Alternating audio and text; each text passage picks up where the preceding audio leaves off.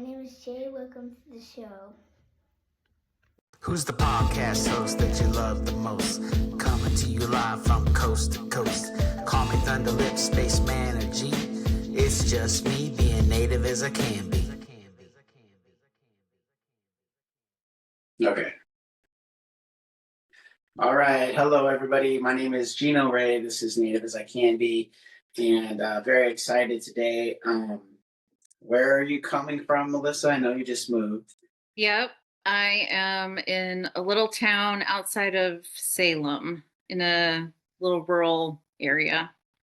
Okay, all the way from outside of Salem. This is my guest, Melissa Bennett. Hi, Melissa. Hi. This is our very, very first time talking to each other outside of a couple messages back and forth. But I like that, actually. I think that'll open up a lot of pathways. How are you feeling today? What kind of energy am I working with? I didn't have very much sleep last night. And I didn't take a nap today because I thought if I take a nap, I'm not going to sleep again. Mm-hmm. So I'm tired. Tired. Yeah. But otherwise, everything went well. It was a good day. Everything went nice and smooth. And I sat in on a online lecture about the artist Gustav Klimt. And he did those paintings that have the gold on them. Like the Kiss is one of that's probably really famous. Mm-hmm. And this incredible scholar, art historian was giving this lecture. It was so good. So that was nice. Well, that sounds nice. We're going to get into kind of what you do for a living or work, or however you would phrase that, here in a little bit. But what can you tell us about just kind of where you're from and how you grew up? And adoption has been a reoccurring theme on this podcast. And I think that has to do with the idea behind the show is kind of living between cultures, which is what a lot of mixed people feel. And then it turns out a lot of adoptees feel that way too. So what can you tell us about kind of how you grew up and just give us a little background. Yeah. So I was adopted when I was 9 days old. And my adoptive parents, they kept it a surprise. They didn't tell anyone in their family that they were adopting. So on their end, when I showed up, I have all these baby pictures of them taking me to my new grandparents' house for the first time. And their faces are just like, one set is in total shock. Yeah. The other is like beaming. They're so happy there's a new baby, right? Right. But I found my birth mother and my birth family when I was like in my late 20s. Mm-hmm. So, and I'm now in my late 40s. And so it's been a while, but I now know the story of like what was happening on that side, Mm-hmm. of my birth mother's side at the time that I was born. So where was this at? Where were you adopted from, and where did you grow up? Yeah, so I was adopted from Portland. Okay. I'm a descendant of the Umatilla, Nez Perce, Sac and Fox, and Anishinaabe Nations. But when I was growing up, I knew only that I was Umatilla, Mm-hmm. part Umatilla. I knew I was mixed. I knew I was adopted, and I knew that I was Umatilla. I didn't find out the rest of it until much later. And I grew up on an onion farm in rural Oregon. So in actually where I'm at right now, they just harvested onions. Oh. My cousin lives across the street and they just harvested onions. But yeah, I grew up out here on this onion farm with a bunch of white folks. Mm-hmm. Being the only person of color, other than, there was a big population of migrant workers out here. Right. From the farms. But other than that, I never saw brown people. Mm-hmm. And there was very much a segregation between the migrant community and the farming community. And so I didn't really get to know anybody there or get to interact with other brown folks. Yeah. And it was just me. And I was that sort of a class thing, do you think, that separation, or what, or language, or I think both. multiple I think things? cultural, I think language, I think class. Um, I think there was a lot of, everybody kind of keeping to themselves. There's like the farmers and their families, and there's big farming families out here. So you have all your aunts and uncles and cousins. Like I grew up with everybody, which I thought was just how everybody grew up. Yeah. Knowing all their cousins, knowing their grandparents, great grandparents, everybody. It wasn't until I was an adult that I realized, oh, this is a unique thing, Totally.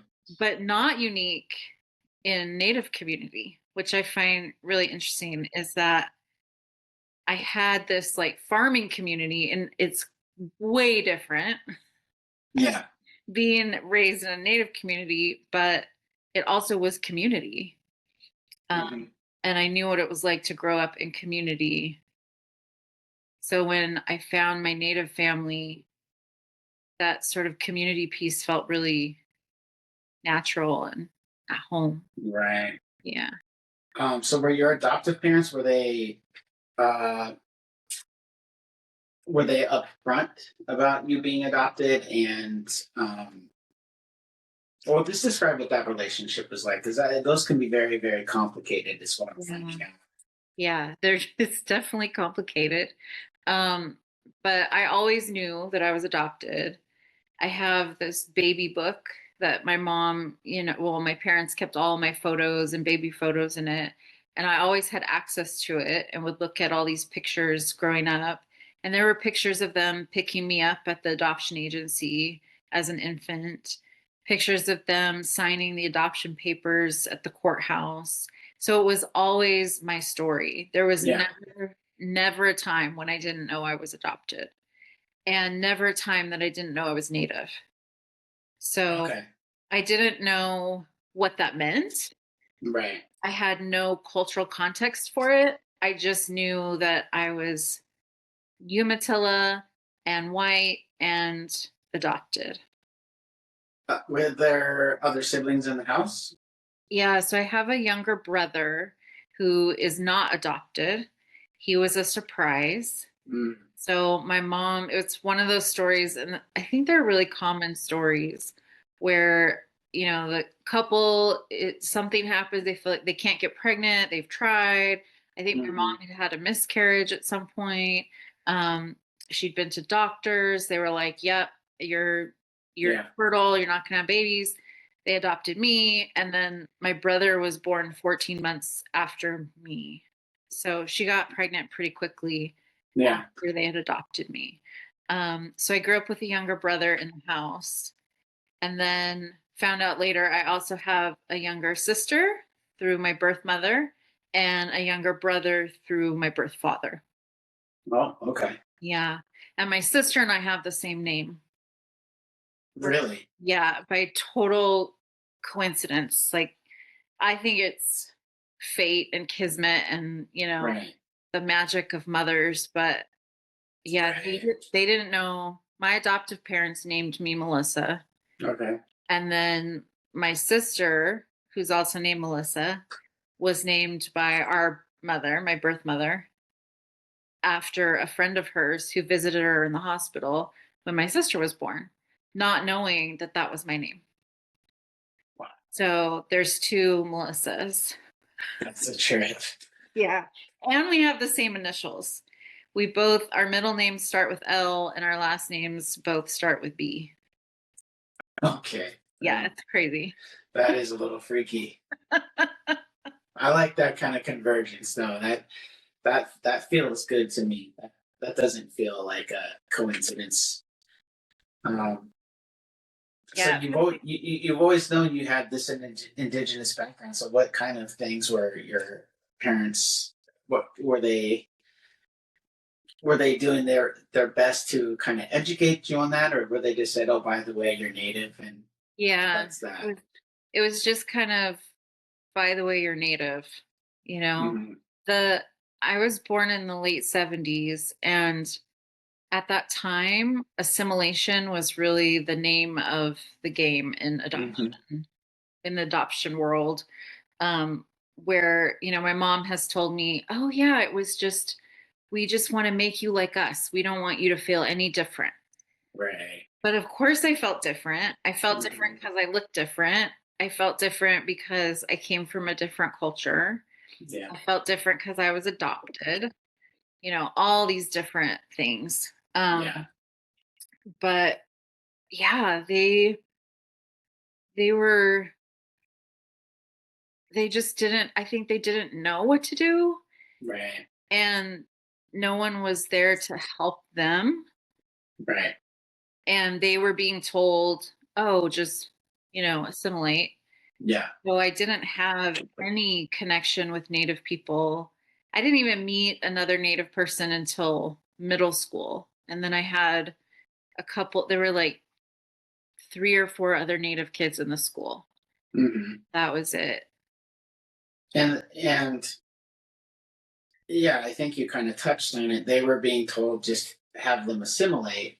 So it wasn't like there was nothing malicious behind it. It was just they thought they were doing the right thing by trying to integrate you into an existing culture, and it's probably a blind spot that this culture is a huge part of who you are, and it should not have been shoved down. Exactly. Yeah. And I always wanted to know more about it. What did it mean? Um, I was always I just always had questions. I still have Mhm. questions. And For sure. I've known my birth family now for, 20 some years, but I think adoption just comes with a lot of questions. Yeah. Yeah. um, well, now that we've talked about you, let me get right into me. Yes. I'm just playing. But yeah, so my dad is Native. My mom is white. I grew up with my mom and my sisters, different dads. They're white.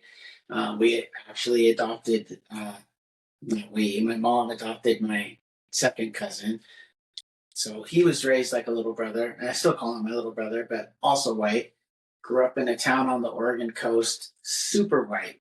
So I would see my dad on spring breaks and summer breaks and things, but my mom wasn't necessarily trying to assimilate me. She wanted me to be very proud of being Indian, but didn't have any idea of what to do or how. And I didn't know. I knew I was supposed to, but I wasn't really sure why. And it's not like school is going to say all these glowing things about natives, and you know, so yeah. Anytime I talk to a mixed person or an adoptee, or in your case both, that's the common thing is these questions. And I mean that's why I created the podcast, because I I um yeah, I still have questions. And what I went through was going to powwows with my dad and being like, I don't belong here. These people are real Indians, and I am definitely not. And it took a long time to get over that. And it also took a long time for me to be like, they don't really give a shit. They're happy you're here. Like they're not looking at you like you're less than. They're your people. So Yeah, I know that feeling so well. I've been, I think the first powwow I went to was when I was probably either a senior in high school or a freshman in college, and went out to Siletz to mhm. a powwow out at Siletz. And it was, like suddenly I was surrounded by all these other Native people. And I wanted so much to feel like I belonged. Like I wanted to talk to people. I wanted people to talk to me. I wanted to know, like, I wanted to feel like this was my family. Yeah. And it just didn't, Hmm. you know? And same thing. It's taken a long time to really kind of grow into those spaces. Yeah. Um, and now feel like, oh yeah, I do have a home here. Yeah. Yeah. Yeah, I take my kid to Clement Falls every year. He just turned 7, but we've been doing this 3 or 4 years now. Just meet him for the whole weekend, and I'm explaining to him like, I mean, he's like a quarter now native, but and he doesn't really look the part, but I still tell him like, these are your people, dude. These are like, and the other thing, and I'm pretty sure I mentioned this every episode, but like since he was like little, like a year old, I'm always telling him, your ancestors got your back, dude. Your ancestors got your back. If you're tripping, if whatever, like just be cool. Don't worry about it. And we were at a powwow one year, and I was he was like, why are we here? What are we doing? And I was like, I'm always telling you your ancestors have your back, right? And he's like, yes, yes. And I was like, well, now you're going to get to feel it. And there was a moment during grand entry where I was holding him and he was closing his eyes like super tight, just like this. And then I was like, what is he? And then he opened them and like he looked like he was about to cry, and he like looked at me and just gave me like the hardest hug I've ever got. And I was like, oh my god. I was like, that's the feeling I'm talking about. Like, Yeah. it's still one of my favorite moments ever. But I want him to feel comfortable in that space from the very beginning. Absolutely. I just went to a ceremony a couple weeks ago, and there's always lots of kids, running around, and I just look at them and I have so much love for them and so much gratitude to their parents, because I think, oh, they're getting to grow up the way I wish I had gotten to grow up. Right. Yeah. And I look at them and I want them to know I'm their auntie, Hmm. and that I'm looking out for them too. I may be a stranger to them, they may have never met me, but I Yeah. want them to look at me and know that, oh, and to look around at these ceremonies and go, oh, this is my family. This is my community that I belong to. These are Yeah. people. Yeah. Mhm. That's really cool. So what led you to meeting up with your birth mom? Yeah. So I always knew that I wanted to find her. I know there's a lot of adoptees who have either really don't want to find them, or are maybe on the fence, or they go through some process. I always knew that I was gonna find her. Um, and I didn't know when, I didn't know how, but at some point I I had heard about, as you get to be like a teenager and you're thinking about college, native kids start hearing, oh, there might be money. There's those native scholarships, Right. you know, this Yeah. mysterious pot of gold for native Right. kids. And so I wanted to know what this enrollment thing was about. And so I called the Umatilla Nation and got in touch with their enrollment office. This is when I turned 18. It was like the second I turned 18. Hmm. And I told them my story. And at that time, so this would have been in the mid 90s, um, adoption records in Oregon were still closed. Right. They're open now, as far as I know. But at that time, they were still closed. And the enrollment person told me, oh, well, we have the same authority as a judge because we're a sovereign nation Mm. to open and access your adoption records. And they could find out who my birth mother was, and they could put me in touch with her. And I was like, Wow. just like that? Like, like I thought, oh, this is gonna take years and years. Yeah. You hear A all, lot of red tape. yeah, you hear all these stories. And back then, I would watch like Montel and Hmm. Fred, you know, Donahue. I'm like totally aging myself. Um, and there would be all these reunion shows of Yeah. adoptees meeting their adoptive parents. And I would cry and cry watching these shows. But they all had these stories about how long it took to find them, and they'd been searching and searching. And here was this woman at the tribe being like, oh, yeah, we can just get your birth certificate and find your mom. No big Hmm. deal. I was like, okay, I need a minute. Yeah. Because I was 18. Right. And As a kid. yeah, I was a kid. And I knew enough to know that I wasn't ready. Yeah. Like that I was getting ready to go to college. I was graduating high school. I was like meeting boys. I had a Mhm. lot going on as a teenager. Yeah.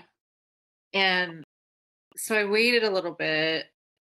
And then when I think I was 23, so still young, Yeah. but thought I knew all the things.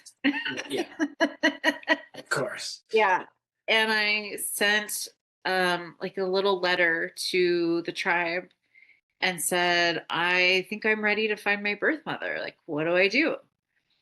And we started talking more regularly, and they couldn't find her. Hmm. So, this thing that I thought was going to be really fast Right. ended up taking many years. And what I found out later was that they had asked like my aunties, they knew some of the cousins, they knew the grandmas, and nobody knew where my mom was. And then one day she went in to get enrolled. Hmm. She walked into the enrollment office and they said, "We've been looking for you. Yeah. And then they told her my birth date. What does this date mean to you?" And she, I guess, just started sobbing and said, "You found my daughter." Wow. And then they put us in touch. Wow. Yeah. Man. So have you asked her what was going through her head in that moment?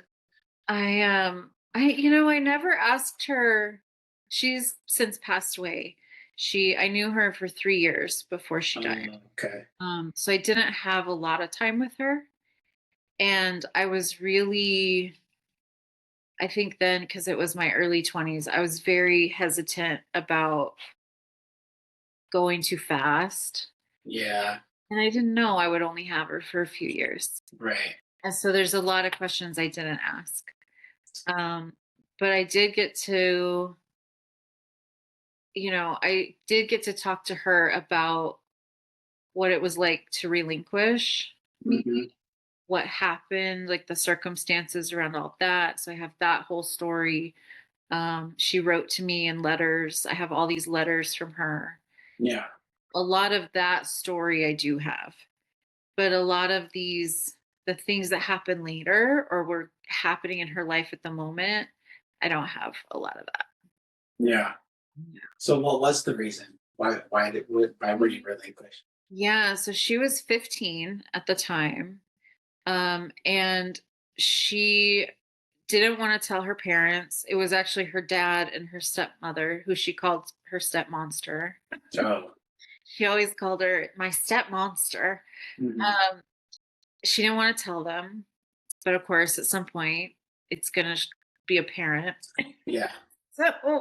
So I think her brother, my uncle, had threatened, was like, "If you don't tell mom and dad, I'm going to tell mom and dad," kind of a thing. And so she Yeah. told them, and they said, "We're sending you to this home for girls, unwed, pregnant." Home for unwed mothers. Yeah, My mom went there.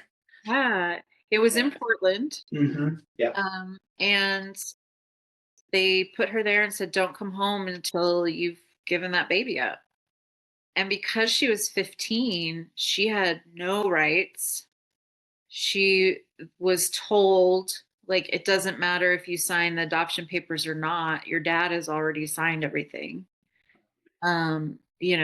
You're 15, you have no right to keep this child, basically. Yeah. And so, yeah, there was a lot of trauma in those 9 days of my birth, or Hmm. following my birth, because I was removed from her immediately. Um, and I could go on for hours about what I think the impact of that is on adoptees. Yeah. But yeah, she just didn't have any choice. Hmm. And then when she got pregnant with my sister, who we're just under 2 years apart, she likes to remind me that she's younger. But when she got pregnant again, she left home and married her father and was just like, I'm never giving up this baby. Like, Yeah. you do it once, I'm not doing it again. My mom was at that same place in Portland, and she relinquished my oldest brother, Bill. Um, and the really fucked up part of her story, I mean, there's a lot of fucked up parts of it, but what happened to her is she was there for 10 or 12 or 14 days, but he was with her that entire stretch.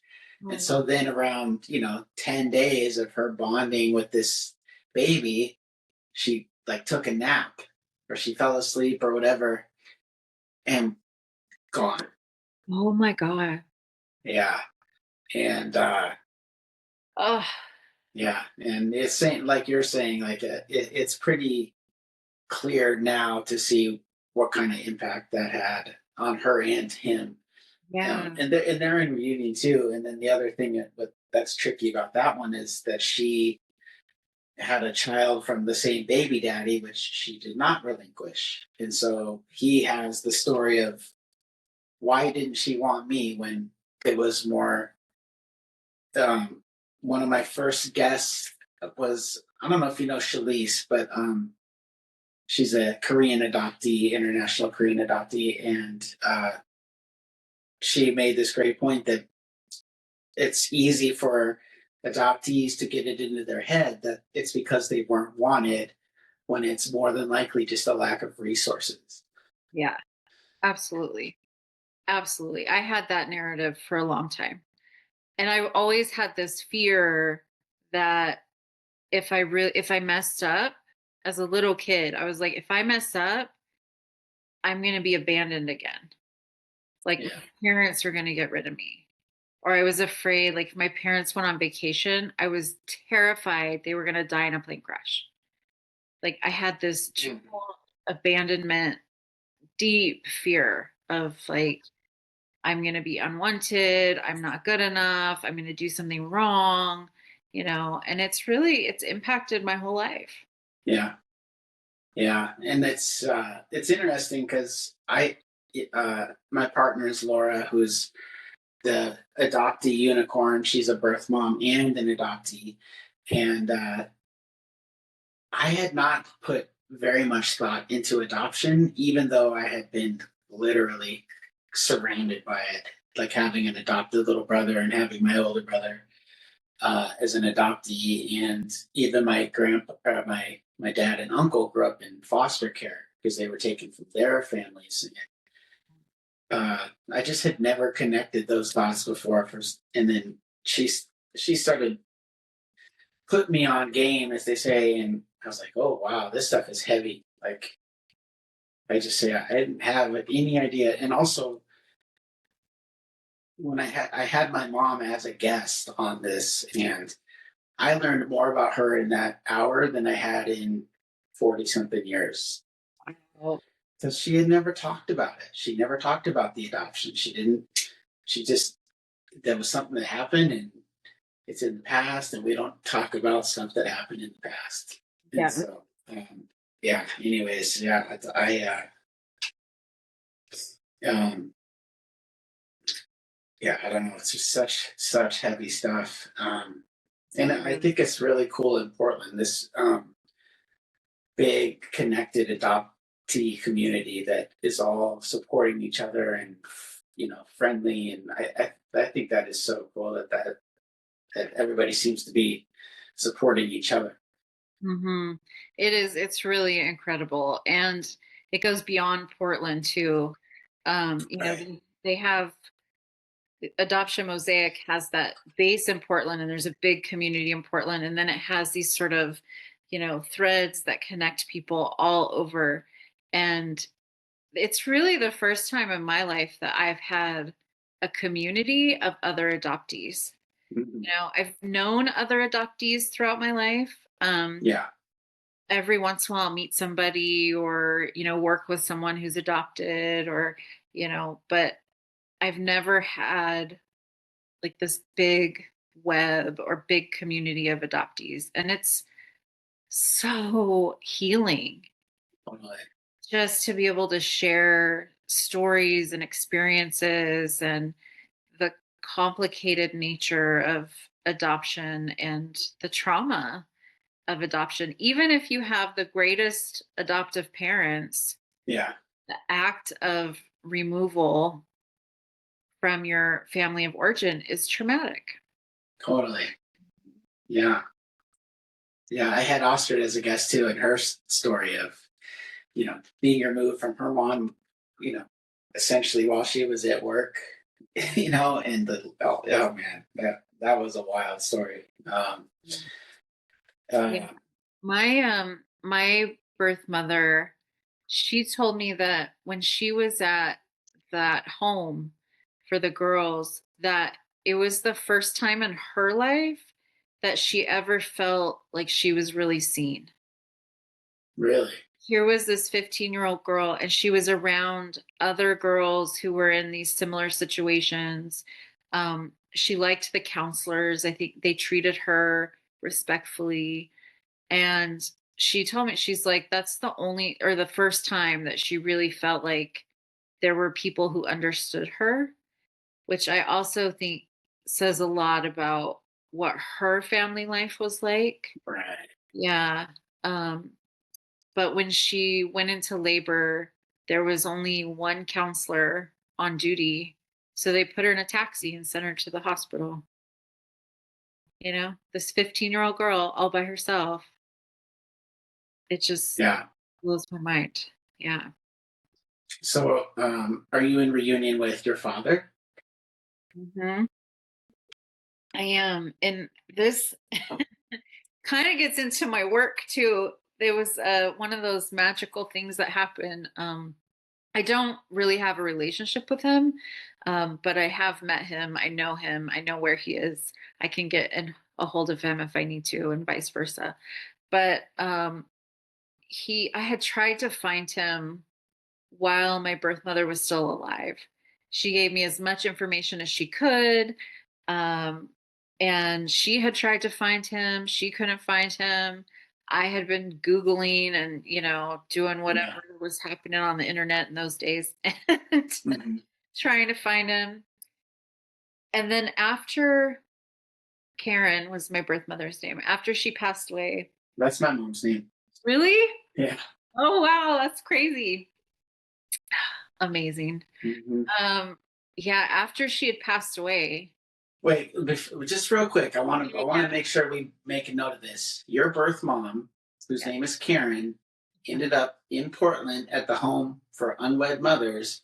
My mom's name is Karen, and ended up in Portland at the home for unwed mothers. Oh, And me wild. and you have What never if they met knew each before. other? Yeah. And that would have been, I think my sister's 9 years older than me. So I think she would have been there in probably like 68. Okay. So, Yeah, this would have been 77 okay. or Little, 76 because I was born at the beginning of January. So, yeah. Yeah. okay. Sorry, I didn't want Oh, to cut you off there, but I was like, what the heck? yeah. Okay. I'm so used to these magical things happening around my story every time, like something. When I met your wife and she was like, "Oh, I used to live on an onion farm," I was like, "You've got to be kidding me. No Yeah. one has ever lived on, like, I don't know anyone." But yeah, so my birth mother had passed away, and there was one night where I couldn't sleep, and I kept thinking about my birth father and wondering, like, who is this person? Where is he? And I all of a sudden had this thought, or I would now say it was my mother telling me from the unseen world, um, you got his birth date wrong. You got his age wrong. Go back to my letters and look, because you got his age wrong. And so in the middle of the night, Hmm. I go to this shoebox where I have her letters, and I'm going through all these letters, and I find that he was a year younger than I thought he was. So I go to Google, type him Hmm. in, comes up like that. Wow. Found him, found his son, found his wife, found him on Facebook, sent him a message. Wow. Yeah. He didn't respond right away. Right. No.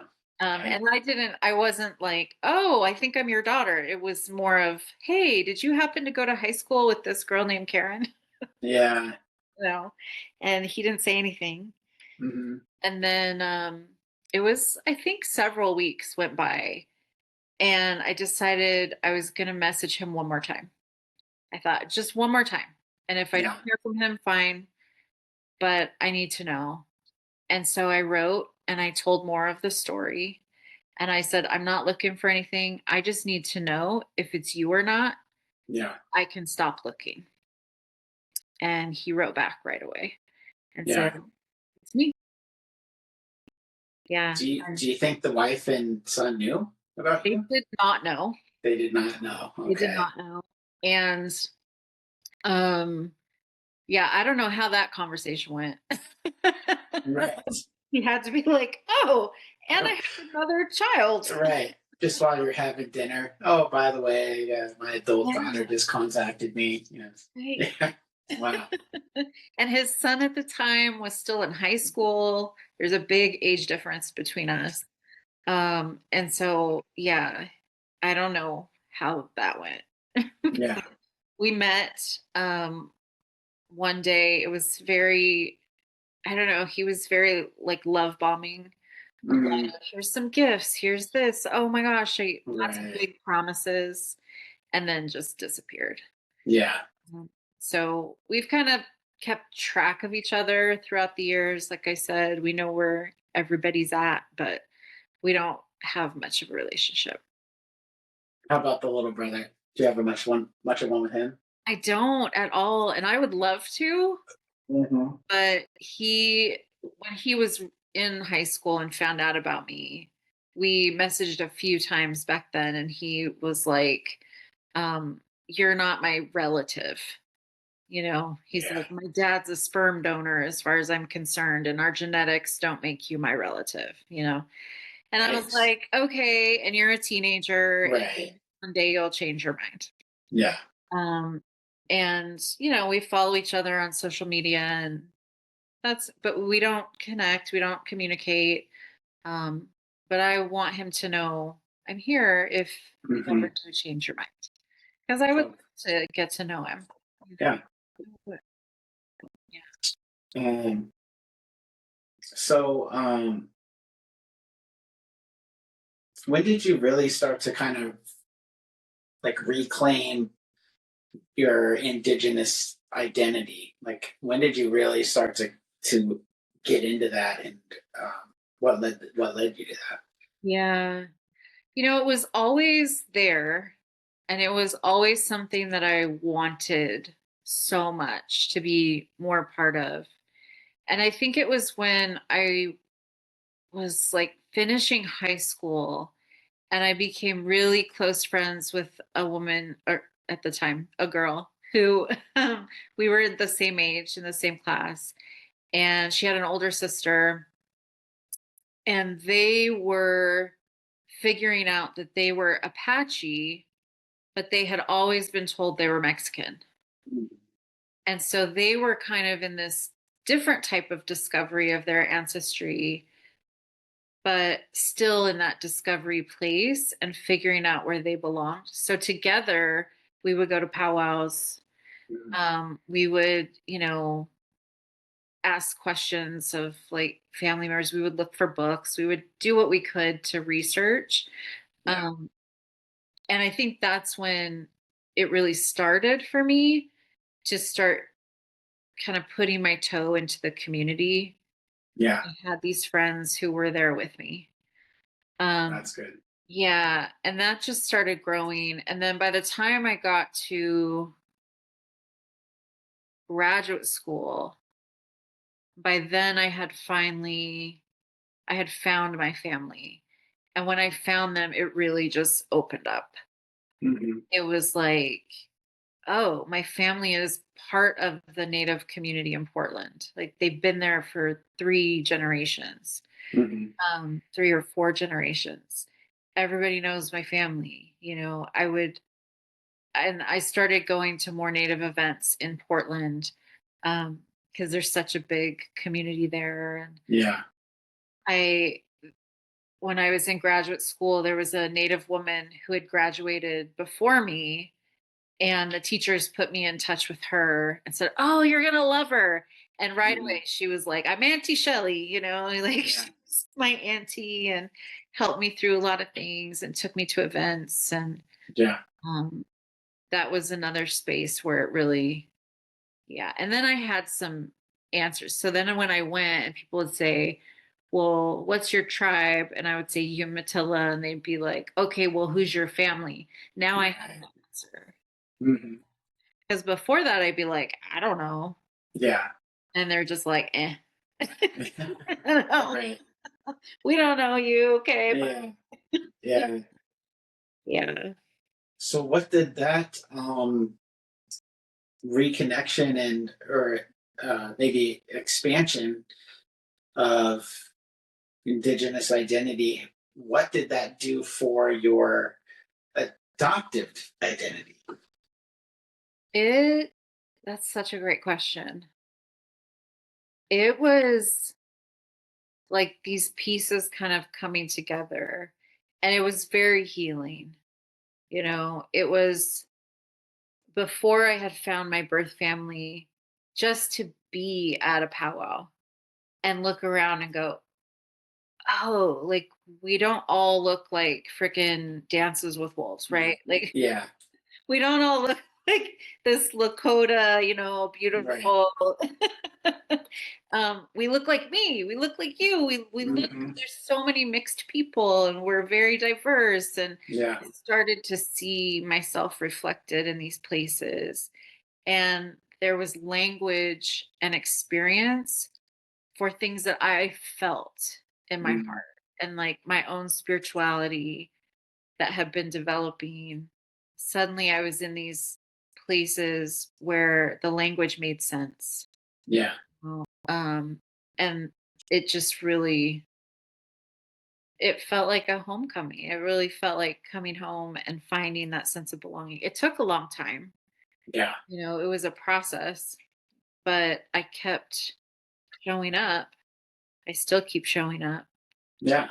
Uh, and I think it also just helped me to kind of integrate culture in a way that I'd never had the opportunity to do. Yeah. Right. One of my one of my kind of part of my history I don't really look back fondly on is in my early 20s. I kind of look back at somebody that was playing Indian, and especially when it came to drinking, I kind of bought into the stereotype of the crazy drunk Indian out there doing crazy stuff. And I bought into that, thinking that's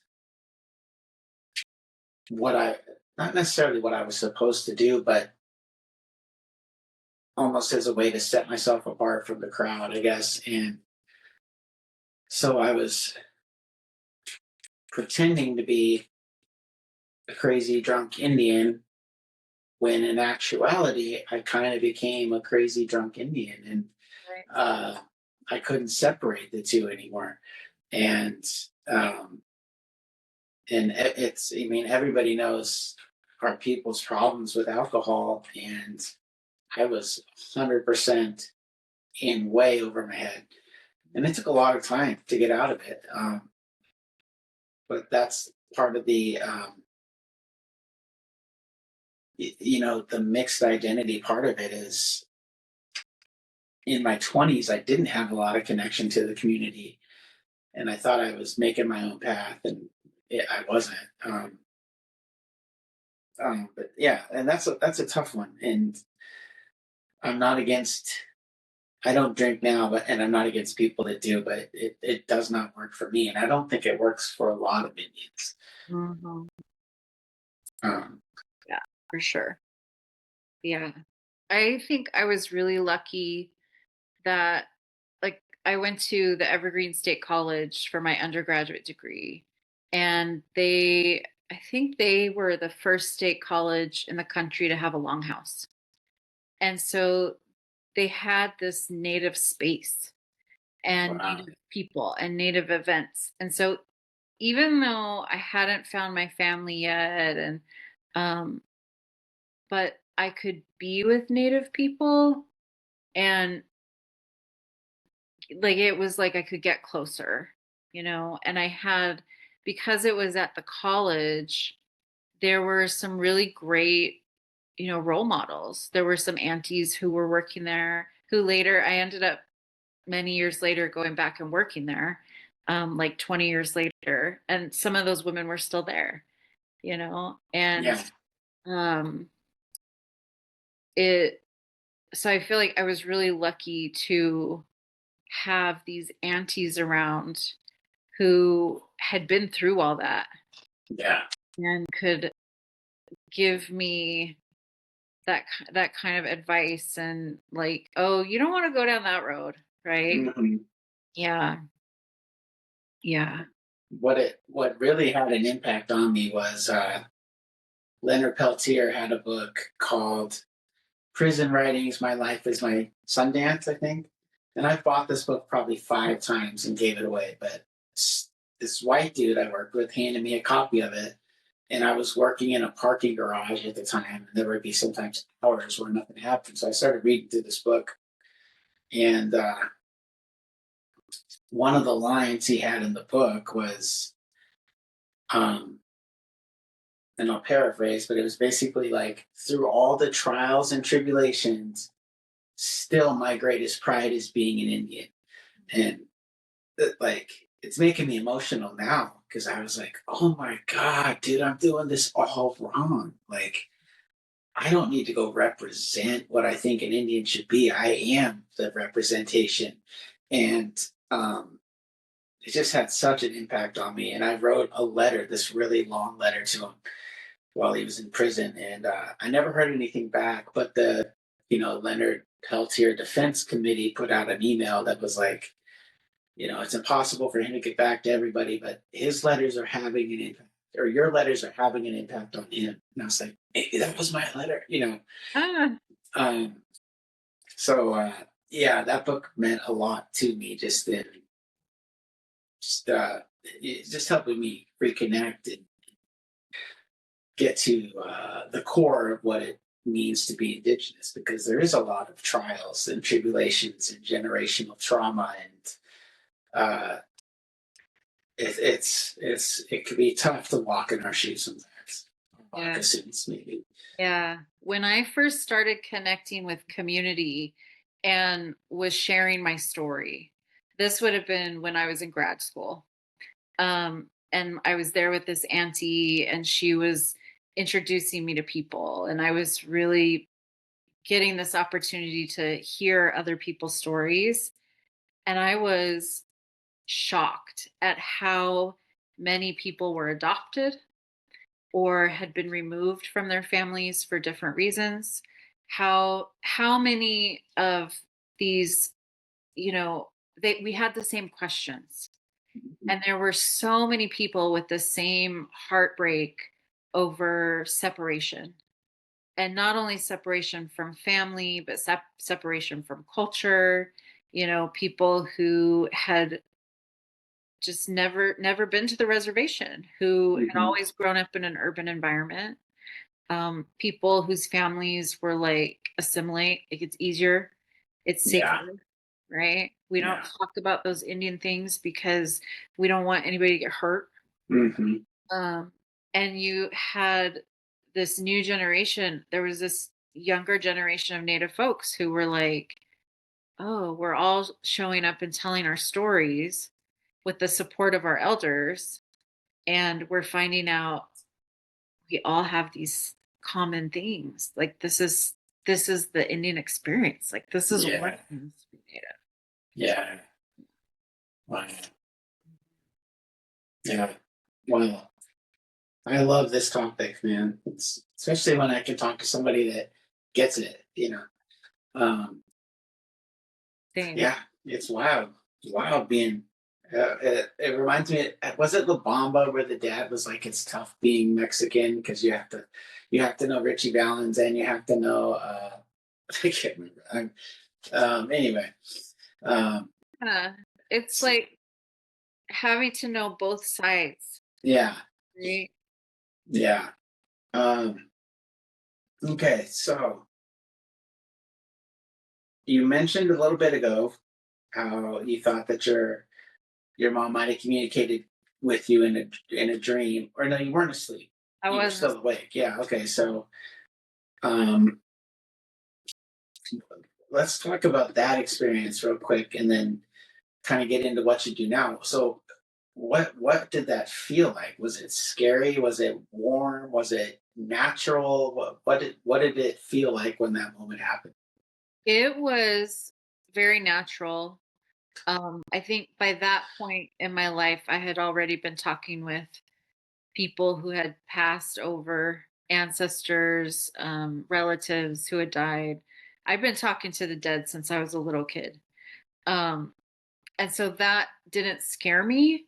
Okay. It felt really, yeah, it felt really natural, and it felt really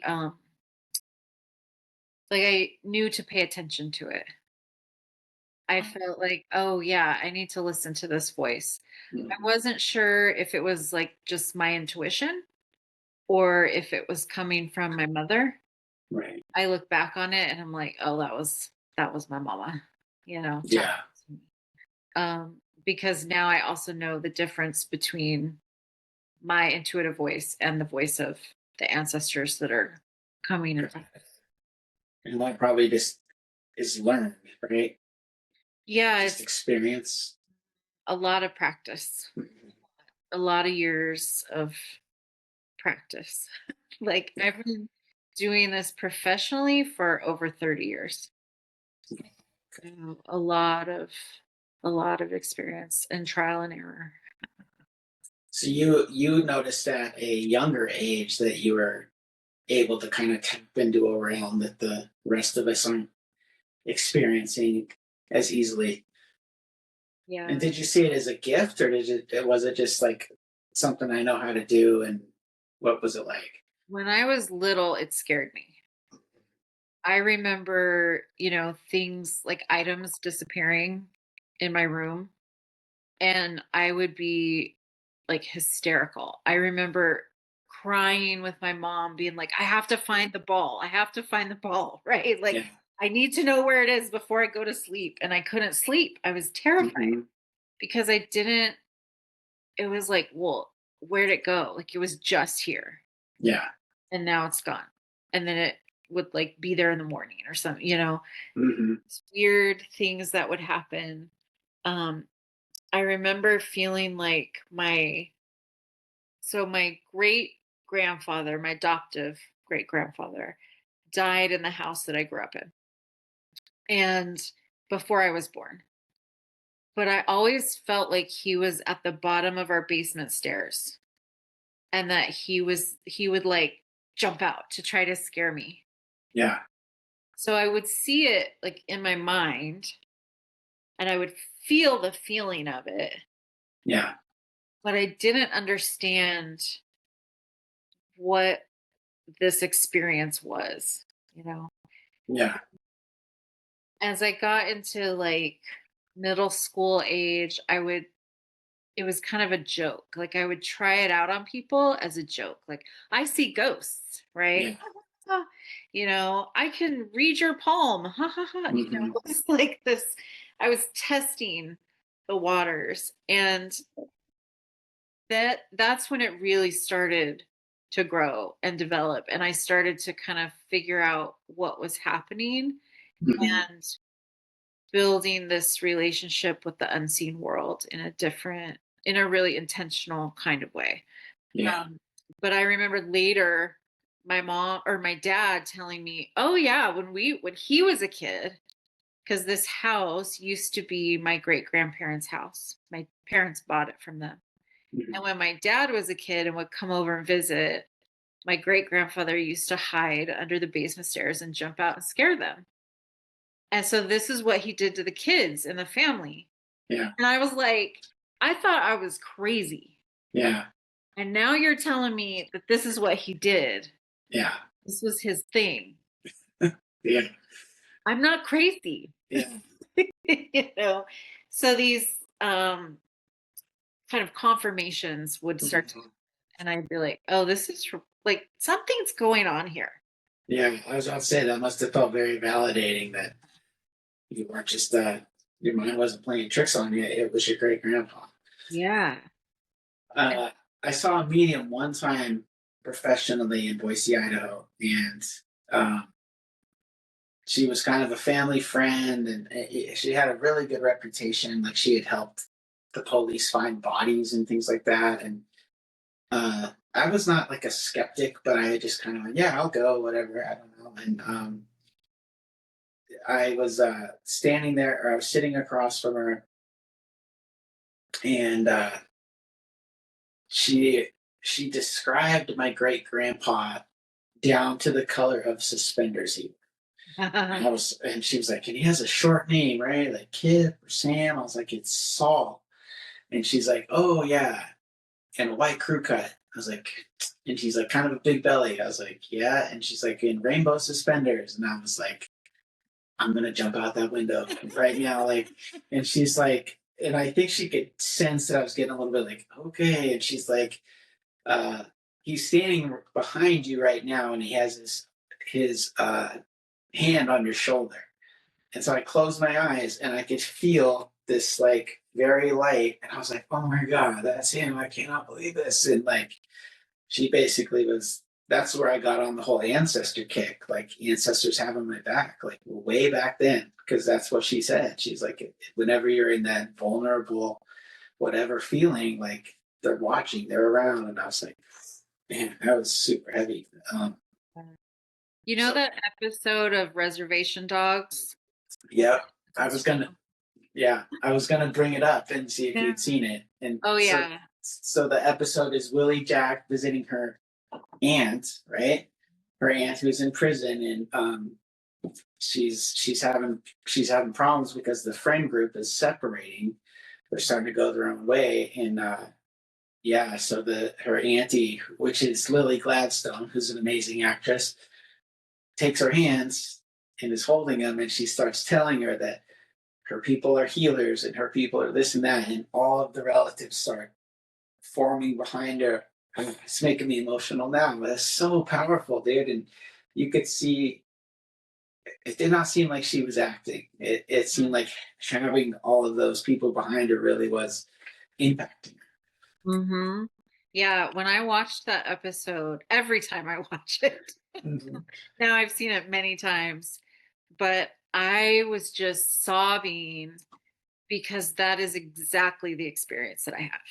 Mm-hmm. When I feel my ancestors, they have my back, and it's Yeah. like an ocean of them. Mm-hmm. You know, there's so many. And there's definitely those who have a louder voice Yeah. and come forward and will talk to me. I call them the spokespeople. Mm-hmm. My great grandfather and my great grandmother are usually the main ones who come and talk. Um, but then when I do that work with other people, it's the same thing. Like I'll see them standing by somebody, or they come into the space and show me things that only like it's a connection only with Mm-hmm. those people. Yeah. And it's that same feeling of love and care, and it's overwhelming. Yeah. It's beautiful. Yeah. And me and my great grandpa were really close. I would for a while I lived right up the street from him. So every Saturday morning I would walk down to his house and we would watch wrestling, and then he would give me 50 cents to get his mail, or a couple bucks to mow his lawn. And then when my great grandma died and he continued to go to church, I would go to the church. I had no interest in what was going on with the church, but I liked hanging out with my great grandpa. And it was one of those things too where he paid no attention to any of the grandkids. But for some reason, me and him just kind of hit it off. And it, which is interesting in itself, because by all accounts, he was a racist old white guy. but here was this little Indian kid that for whatever reason he felt something. And yeah, so as soon as she said that, yeah, I've been able to use that over and over and over again, because I'm a big believer in manifesting and the power of I don't like to say prayer because that sounds kind of heavy, but just putting stuff out there. And definitely when I'm feeling troubled, I will bow my head and be like, guys, I need some help, dude. I'm tripping. Like, and I will feel that sensation all over again. And it always works too. It's never a scary feeling. And um uh I had a son that passed when he was 7, and he will sometimes make his presence felt. And there was one day where I was laying on my bed and he came and laid right on my chest. And I was like, but yeah, Like that you was feel like the weight of him. mhm, Yeah. yeah. And it was what I needed at that moment. So um They're taking care of us. yeah. Um so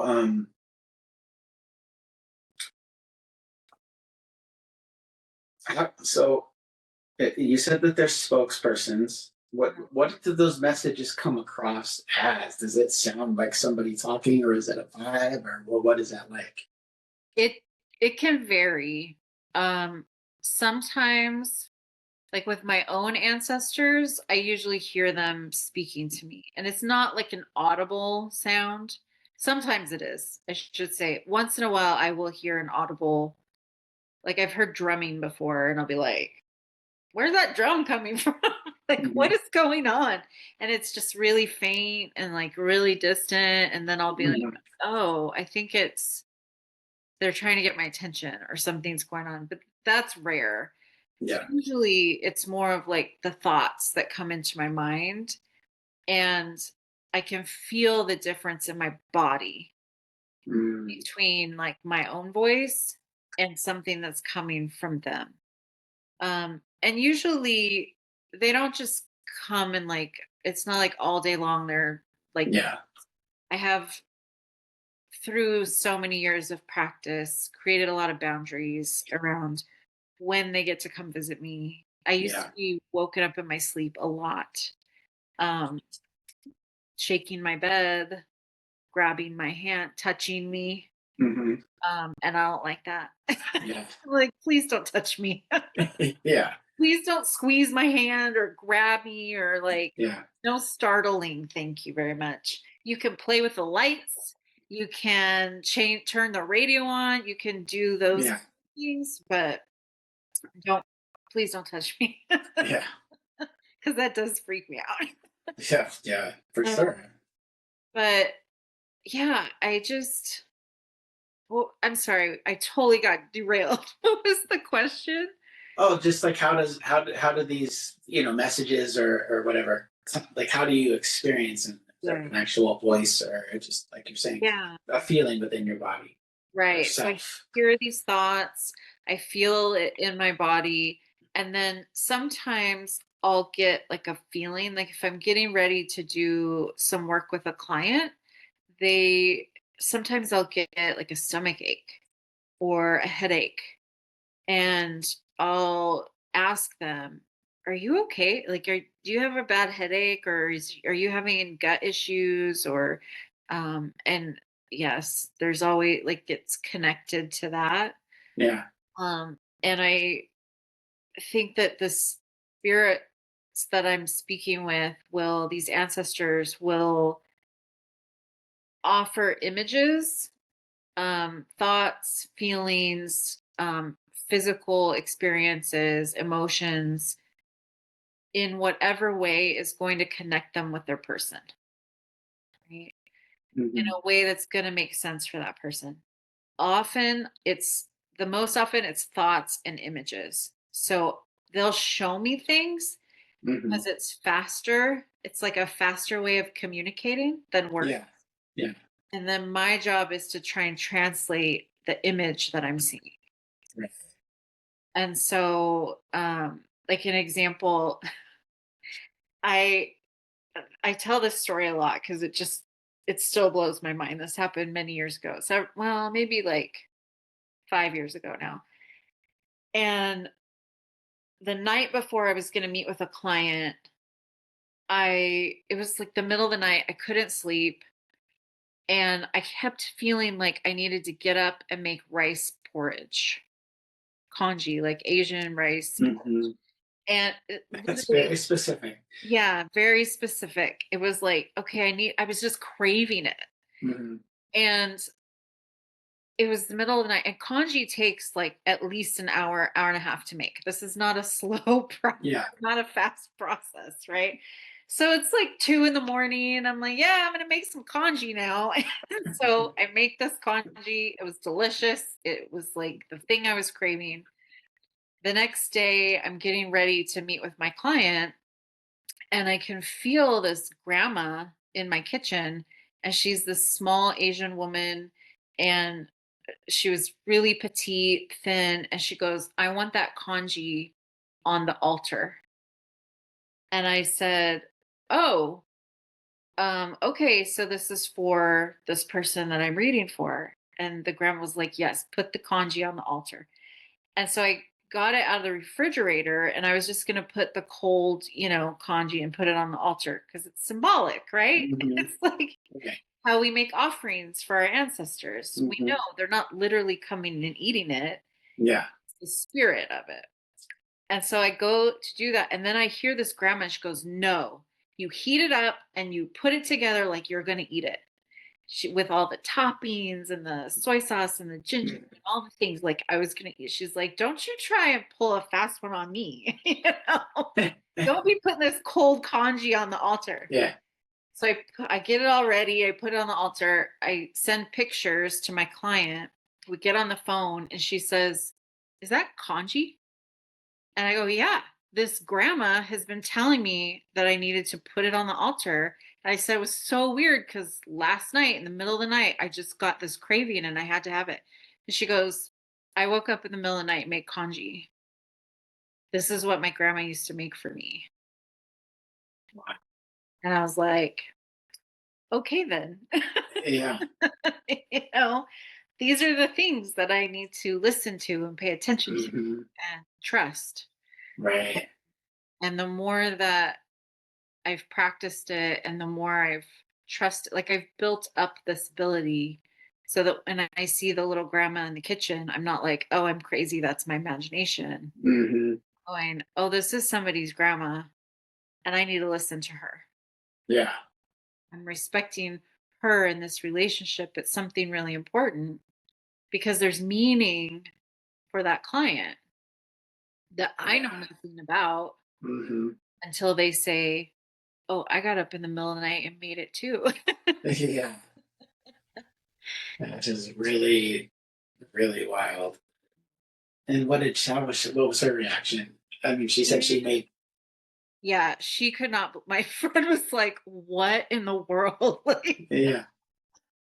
she couldn't believe it. And then I started describing the woman, and she was like, "Oh, that's my grandma." Yeah. Yeah, yeah. And Okay. it's similar to like what you were saying about your great grandfathers. That I see the image of them, Hmm. and they show themselves to me in the way that is going to make sense to the person that I'm reading for in that time. Right. So they can kind of change what they look like, and they're not in a body anymore, so they can really shape Yeah. themselves however. um so I can describe them in a way that the person go, oh, I immediately know who that is. Hmm. Yeah. I guess it wouldn't make sense for my great grandpa to be in his early 20s. I would have no idea who he was. Right. But yeah, the version I'm familiar with, yeah, that totally makes sense. Um, so how is so when you're working with clients and you're kind of prepping, is there some native influence? Is there, what does that look like? Absolutely. So I always start with what I call prayer meditation. I sit and I pray in the way that I've been taught as a Native person. And I use Native language, the little bit that I know, I call in creator. I I ask to be a hollow bone, to let spirit move through me, to get out of my own way so Mhm. that I can listen and be a good translator of what this information is. I call in my ancestors and spirit helpers, the spirits that I have worked with and know through my native practice and through native ceremony. Mhm. And then I call in the spirit helpers and ancestors of the person I'm reading for. And I always ask that it's for their highest good and that it's appropriate for the work we're doing in that moment. Mhm. Because I've learned if you just say, come on in, Yeah. everybody shows up. And then Yeah. it gets really confusing and it's hard to know what messages are really the most important that need to get. Yeah. Mm. And I really treat the work with the client as a ceremony in its own, right? It feels like it takes as long as it's going to take. Um, I It's kind of a combination of reading tarot cards, which to me are just um, tools for storytelling, and channeling. Mhm. And so sometimes I have ancestors show up who are very chatty. Yeah. They have a lot they want to talk about. And so it's fewer cards and more of that, right? Sometimes there isn't an ancestor that shows up, Mhm. or they're really quiet and they just kind of want to be present. And I'll explain that to the client that I'm working with, you know. So Yeah. really varies. Um, Is that something you would start the day before, a week before? I feel like what's happening is that once the person makes the appointment, like books the appointment, that process starts happening. I don't really sit down and do the meditative practice until a half hour or so before I'm going to meet with them.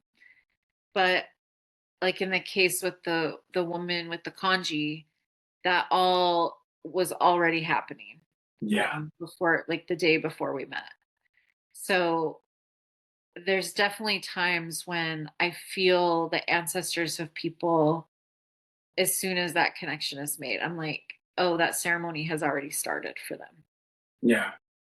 Um, and in that way, it is very much a native practice in the way that I've understood and experienced ceremony and being in ceremonial spaces and native prayer spaces is it starts when you have that intention. Mhm. Yeah.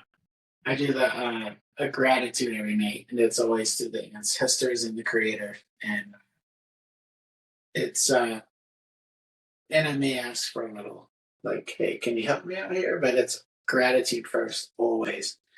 Um, and I call that my I call it my conversation with the one, just because I don't know why the prayer thing bothers me so much. I think it's just, you know, there's a It's one of those words that, is attached to a lot of religious trauma, a lot of Mhm. Christianity. Um, it's it's a hard word for yeah. It's got some weight to it, yeah.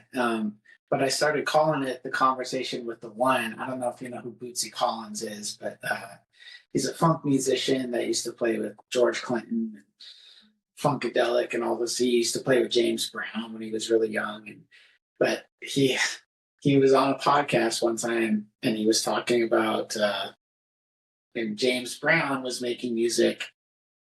Everything was done on the two, so it'd be like 1 2 1 2 1 2. And Bootsy Collins comes in. He's like, "You got to do it on the one, baby. You got to do it on the one, 1 2 1." And he was like, "Everybody needs to be on the one. We're all on the one." And I was like, "He's not talking about music anymore. Like and even if he is, I don't care because that's not what I'm getting out of it." And so he was just saying, "We're all connected to the one, baby." And I was like, "The one is everything," and that's what the conversation became because kneeling and praying to God. Not that there's anything wrong with that if that's your thing, but to me, being able to have a conversation with what to me feels like the whole universe is listening feels a lot more. It just fits me better. Fits how I feel better. But Same. I always bring my sage, I light my sage or I'll use other medicines. It's a very intuitive process. There's times when it's really quick, and there's times when I'm apologizing to my clients because I'm like, I need another half an hour to get ready because there's a whole thing going on over here. mhm, Right? Like I'm working with spirit, something's going on, right? But it's a very intuitive process, and it's like I hear native elders say all the time, it takes as long as it takes, right? mhm, Um, and I trust that process. yeah. Um, and so you do kind of workshops and stuff too, right? So Uh-huh. what happens at these workshops? Yeah. So I've done, I do these wide variety of workshops because I'm also a writer. And so I've done a lot of writing workshops, teaching them. And I've talked about storytelling, different I taught a workshop once with a friend she's Chicana, and she studies Chicana literature and folk tales, right, which are traditional stories. Yeah. And we were both really interested in like horror stories and these sort of monster stories and the lessons that they have for us in times of chaos and in, times of oppressive times. Hmm. How do these monster stories help us through those things? So I've taught workshops about that. Um, I've taught workshops about how to connect with the ancestors, helping people just to kind of feel into that space for themselves. Um, because I don't feel like this is some special thing, that I'm like bestowed with this magical power, whatever. I Yeah. feel like this is a normal thing. It's just that I've been practicing it for a really long time. And I got Mhm. keyed into it when I was really young for some reason. But I think that one of the things I love about being in Native community is when I go to a ceremony, everybody's talking about their ancestors. Yeah. Everybody's like, oh, yeah, I talked to grandma the other day, or I talked to my auntie, or I talked to this person. And so it's really normal. Hmm. It doesn't feel like this supernatural woo woo kind of thing. It feels very grounded. It feels very Yeah. rooted. It's very connected to culture. Um, and it's just kind of part of my life. Hmm. Um, yeah.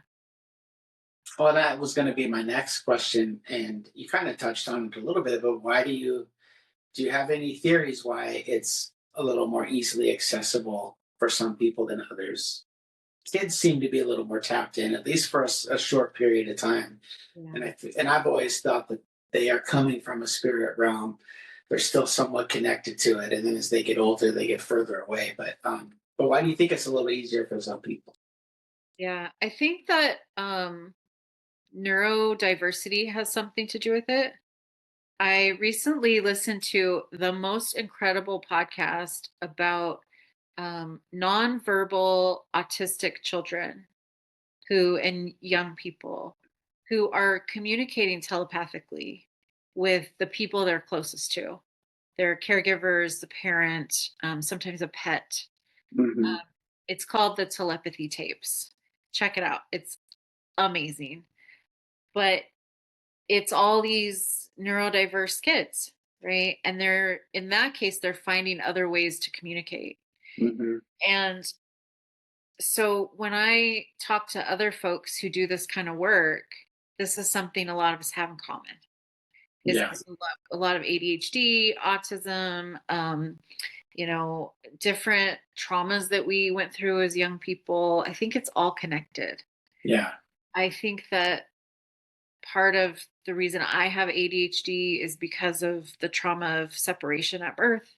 Hmm. Um, I think there's something about the being removed immediately from my mother and all the sensory experience that I knew in the womb, right? Like I knew her voice, I knew the smell, I knew the feel of her, and then it's gone. Hmm. And so you have to find other ways to relate to the world. And so other senses, I think, kind of come online. Yeah. Um, so I think that might have something to do with it. I also think I do believe very much, like you said, that kids are closer to spirit, they're closer to that Hmm. unseen world, and they have these memories that Yeah. come through. And kids say the most incredible things. I remember I have a younger cousin, and when she was little, I asked her where she was probably like 6, and I said, "Where were you 30 years ago?" Hmm. And her whole demeanor changed. She got this really deep voice, and in this very authoritative way, she goes, "I cannot tell you that." And I was like, okay, Hmm. something. Yeah. um, and I think that kind of magic or connection gets lost as we get older. We get told by society, oh, it's your imagination, Right. it's not real, don't be afraid, there's no such thing as Hmm. whatever you're seeing. Like, my parents, to try and calm me down when the ball disappeared, we're like, oh, it's fine, it's under the table, or I saw it over in the hallway or something. I'm like, Yeah. did it. Hmm. So I think that we kind of grow out of it in some ways. um and then some of us don't. Some of us really hold on to it or move away from it for a while and then come back to it. Sometimes it comes back as we get older and Hmm. we start to remember, oh, I used to have these experiences when I was a kid. Like, I talked to somebody recently who was like that. It scared her a lot when she was really young. So she stopped. Yeah. And then when she got older, she kind of got curious about it again, and it opened up for her again. So Yeah. yeah, I think there's a lot that goes into it, but those are some of my thoughts on it. Yeah. Well, it's interesting. I mean, my son was nonverbal. He had this genetic disease called Char syndrome. So he was deaf and he was nonverbal and he couldn't really see. And there was some, like mental retardation. But one of the things that would happen is he would have these seizures and he would stop breathing, just straight up, just stop breathing and would be biting down on his tongue. And so the number of times I resuscitate him, I couldn't even tell you how many. But there was one time my mom was visiting from out of state, and me and her were sitting in the living room, and he was in the bedroom, and I just went, "Oh shit!" And I jumped up and went in there, and he was in the middle of one, and so I resuscitated him and got him breathing again. And those episodes would just lay him out. I mean, he would sleep for 8 hours afterwards, no matter what time of day. But anyways, point of that story is she was like, "How did you know what was going on?" And I'm like, "I just knew." And there was a number of times like that where I just went, "Oh shit, something's going on," and I would find him, and he would be in that condition. Um, so yeah, now I want to go listen to that podcast because makes total sense to me. He did have his own way of communicating, and sometimes were really obvious. Like when he wanted me to wake up and would start pulling on my eyelids, or sometimes he would go stomp the closet door as loud as he could, and he just did that.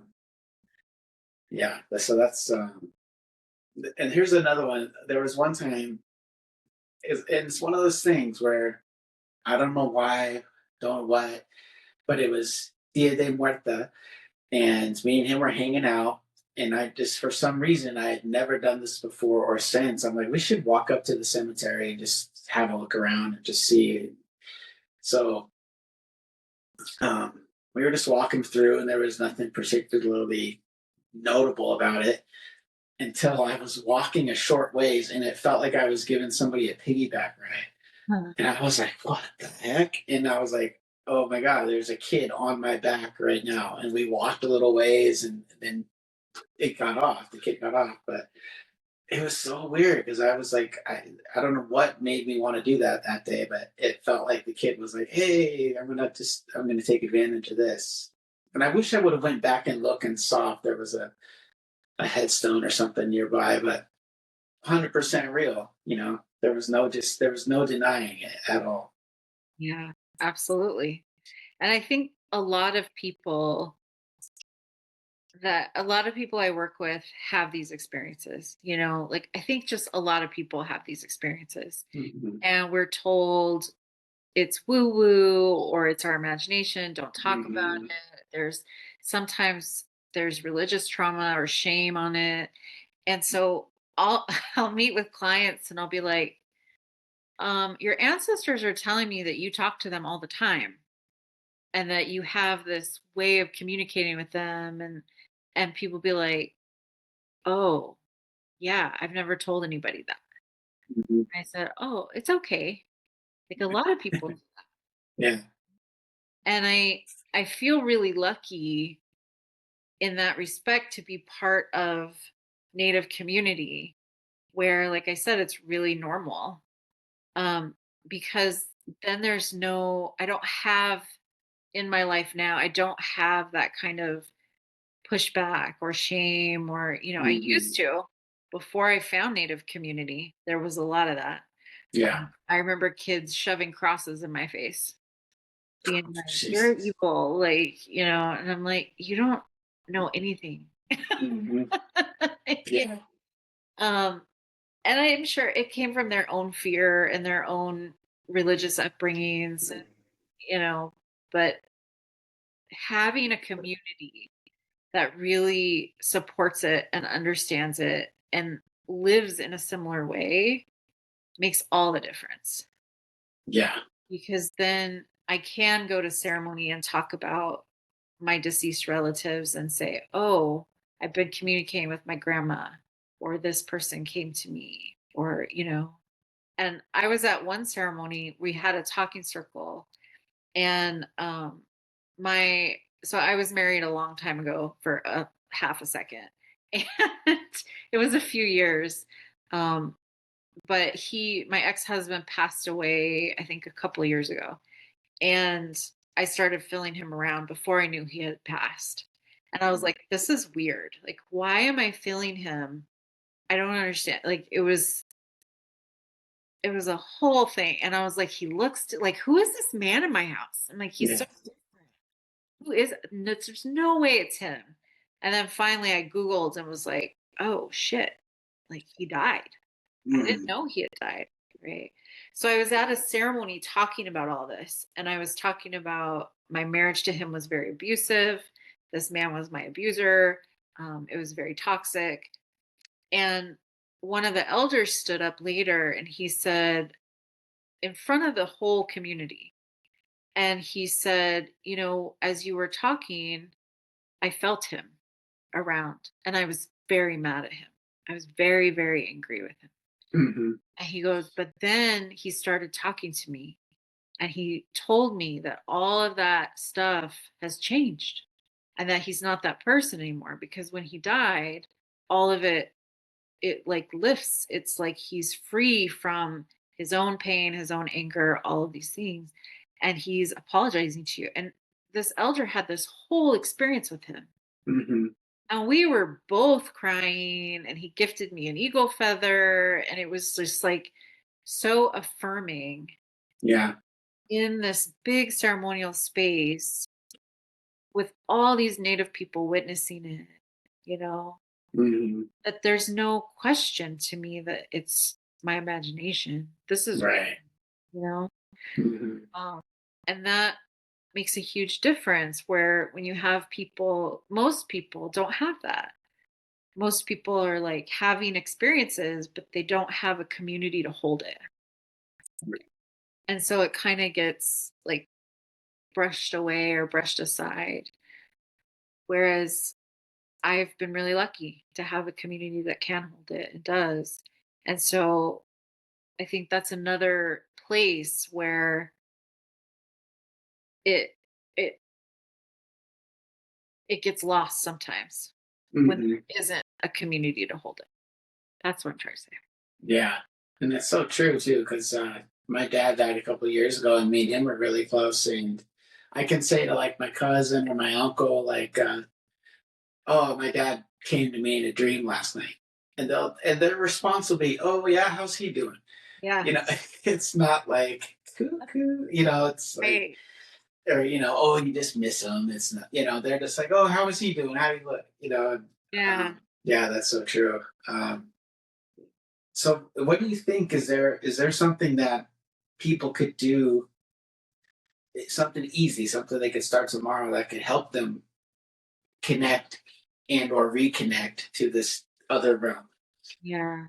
I think the most important thing is just listening. You know, we spend so much time with noise coming at us, whether it's the news or we're scrolling on our phone or Mhm. we're listening to a podcast or the Yeah. radio or whatever. There's always like input. Hmm. And we don't give ourselves time to just be in the silence. Right. We don't have to do anything. It's like you said, it's this conversation with the one. Hmm. But you can't have that conversation when there's all this noise and other things coming in. So I Yeah. think the first part is just to give ourselves space. And it doesn't have to be a ton of time. It could be Yeah. like 5 minutes once a week where you say, okay, this is the time where I'm going to sit down, Hmm. I'm going to get quiet, and I'm just going to ask, are there any ancestors? Is there, name a beloved person who's passed and say, oh, can I speak to this person? Like, reach Hmm. out. Grandma, are you there? Mom, dad, son, daughter, are you there? Hmm. Just listen. And maybe nothing will happen. Yeah. Or maybe you'll get goosebumps. Right. Or maybe you'll smell something in the air. Or you'll have a thought that feels like them. Right? But Hmm. we just have to start by getting quiet and listening. Yeah. I had a client who I've worked with for a long time, and one day she said, I think I get it now, Melissa. And I was like, what? Tell me, like, what is the answer? She goes, Hmm. I just have to listen. And I was like, exactly. That's it. Yeah. You know, Yeah. it's a simple thing. Hmm. And I think that's part of part of the harm of making it seem supernatural or like it's only for certain people or it's like this woo woo thing or Yeah. whatever is that it it's like telling us, oh, we don't have a right to it, we can't do it, and Yeah. none of that is true. Or people think some big thing has to happen, like they have to have a near death experience or something. Hmm. That's not true. It's really the most natural thing to just sit and listen. I mean, cultures all over the world, including European cultures pre Christianity, right? And there is in mystical Christianity, there is plenty of stories about talking with the unseen world, right? I mean, Hmm. Jesus came back from the dead. Let's be, Right. there's some unseen world things happening here. Yeah. Um, if we really look into those ancestor stories and we really look back, connecting with the dead is like the most normal, natural thing. And so if Hmm. we remember that and we act from that place, like, oh, it's just a matter of really just listening. It doesn't have to Yeah. be some big thing. That's all. It's simple. Hmm. I think that's when I feel it the most is when I'm making a point to feel it, Yeah. when I'm really feeling some kind of way and I'm needing it. And I make sure, and I do. You're right. I have to kind of separate myself from what's going on around me. And we have a full house here, and sometimes I have to get away from these people love you all, but I'm having a moment here. And yeah, and that's when it happens. And I have not, I mean, I'm not as practiced as you, obviously, but I haven't seen images but mine's always just that feeling, just that presence of somebody near me. And that's all I mean, that's enough. You know, Yeah. I'm not asking for lottery numbers here. I'm just looking for Right. some connection, you know? Yeah, exactly. Yeah. Um, so, Sometimes if they can't get your attention, they'll go talk to somebody else whose attention they can get. And then they'll say, like, they'll go to an uncle, somebody else, and be like, oh, they had the dream. And mm, they have to come and tell you, oh, I had that dream about your dad. He mhm, said this and that. He said, you better pay attention. yeah, Yeah, yeah. Because yeah. I've had experiences where my ancestors have visited men I was dating, scared the bejesus out of them. They're like, "Who's this big man that looks like a bear?" "Oh, don't worry, that's my great great grandpa. He's fine." Well, he woke me up in the middle of the night and I saw him standing in my bedroom. Mhm, Okay, he's checking you out. mhm. Right? Or they've gone to my friends, who are really sensitive. And my friends will tell me, your grandma was in my car eating sunflower seeds and spitting them out the window. And I'm like, what? And then I find out, oh yeah, she used to like eat sunflower seeds. That was her thing. Yeah, So if we're not listening and they really want to communicate something, they'll find a way. yeah. That's cool. Yeah, my cousin has called me. I just had a dream about your dad because they were very close too. And yeah, I never thought of it being. I guess it could be both. He's having his own experience with my dad, but also maybe trying to get a message to me too. Um, okay, I think we're getting close to wrapping up. So the name of my show is Native as I Can Be. What kind of what does that title mean to you? I love that title. And I love it because it really encapsulates that feeling of feeling like I belong, but I'm also an outsider and trying to find that sense of belonging. Hmm. I know so many times I felt like, oh, I'm not white enough for this space and I'm not Indian enough for this space, right? Yeah. And it's really about just like you said earlier, it's like, oh, I just am Indian, Hmm. right? Like I don't have to do anything. Yeah. I'm just native by my presence in the world, right? Hmm. And so that's what it means to me is native as I can be is like just remembering, oh yeah, like I am native and I don't have to put on a show. I don't have to Hmm. be anything other than who I am. Yeah. And the community that I need will be there. I will find the people that I resonate with, you know. I've had plenty of lateral oppression happen in my life, right? Like it's not all roses and, sunshine.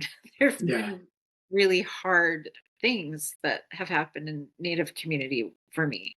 Yeah. I've always been able to find that community at the same time that is really loving and really caring.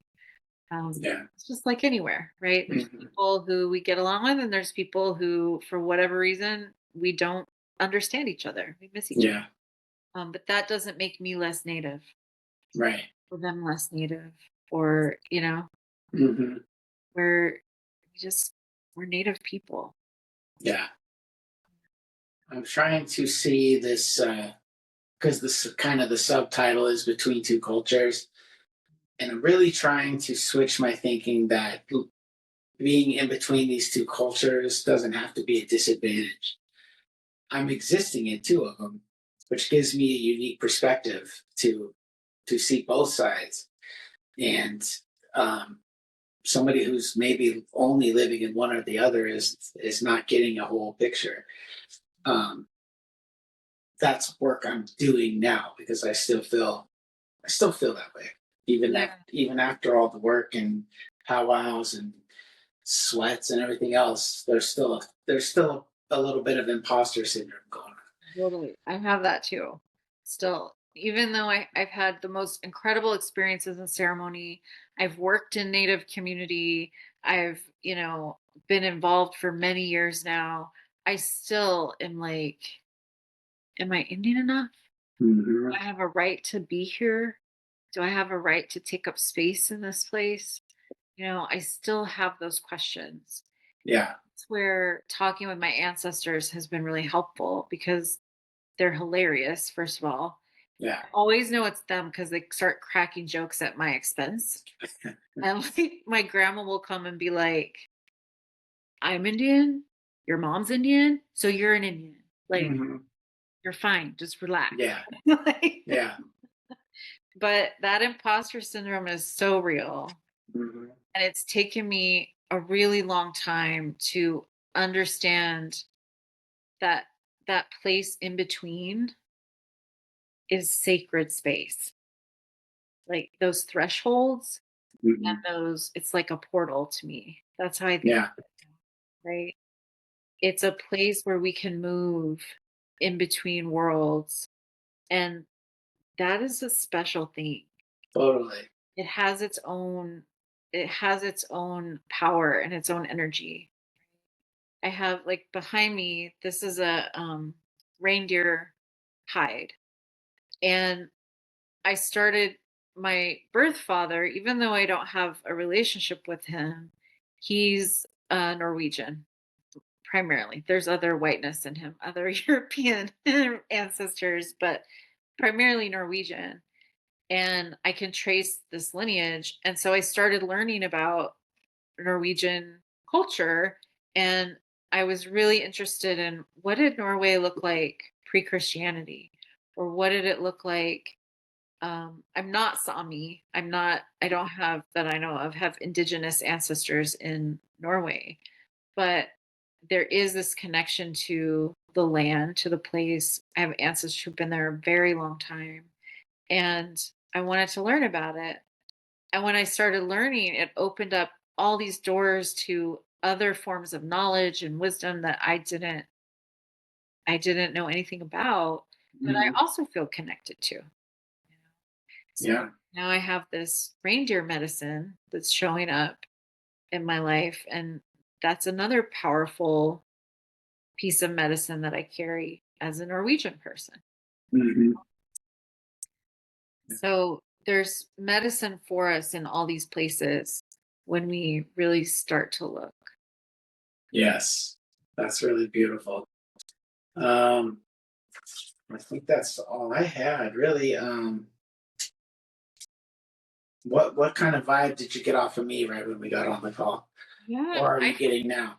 I mean, I think even before we got on this call, but like just text, like sending messages back and forth, or when your wife told me about you, I was like, okay, I feel like this is my brother, Mhm. right? This is my family. There's just so many things that I feel comfortable. I feel like we have a lot of things in common that we could talk about, these experiences of, where do we fit, Yeah. and how do we claim and own our indigeneity? What does that Mhm. look like for us?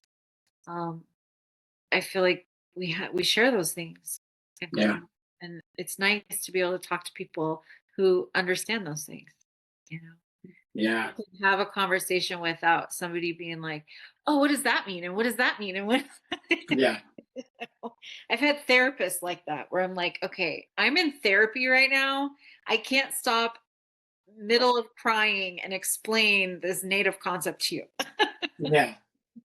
Yeah. I think I need to list Laura as like executive producer because I think you're probably like the fifth or sixth guest now that I've had that is from her and it's somebody that she knows um and I haven't even had her on as a guest yet. But Oh, you'll have to. yeah, I know. Um and I thought about how the adoption records in Oregon were closed. She had a lot to do with them being open. She Oh, went and testified why they should be why those adoption records should be unsealed. That's what I was going to have the episode be centered around. I would love to hear that story. Yeah. I did not know that about her. Tell her. Yeah. Of course. Yeah. Well, yeah, this was really cool. I've been looking forward. It's so like I'm talking to you tonight, and this is a completely another weird coincidence. So we're trying to sell our old house, and it's been a real struggle. So Mhm. she spoke with someone named Virginia who did a bunch of energy work to get the energy cleared from the house, and she was kicking all this knowledge about there seems like there was a lot of anger in that house and a lot of this and a lot of that, which was 100% true. And then just that ability to pick up on these things. And she she said that I have big energy, and she kept calling it G force.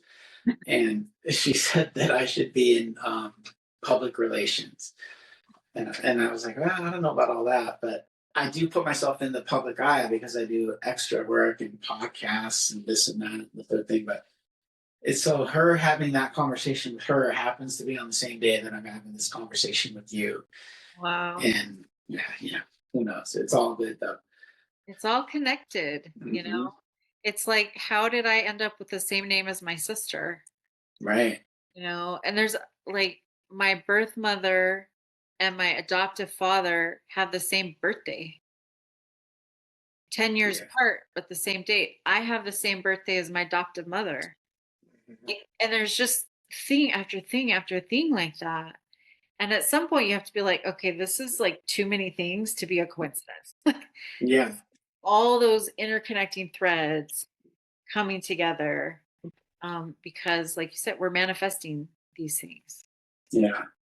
Well, I really appreciate your time. Are you accepting new uh, clients, Yeah, and what kind of things do you have coming up? absolutely. I see clients for one-on-one spiritual care sessions, which are some involve lots of things. It can be channeling, it can be a little bit of tarot reading, it could be writing, it could be just talking, me listening, hearing people's stories, assisting them with just their own spiritual lives and spiritual path.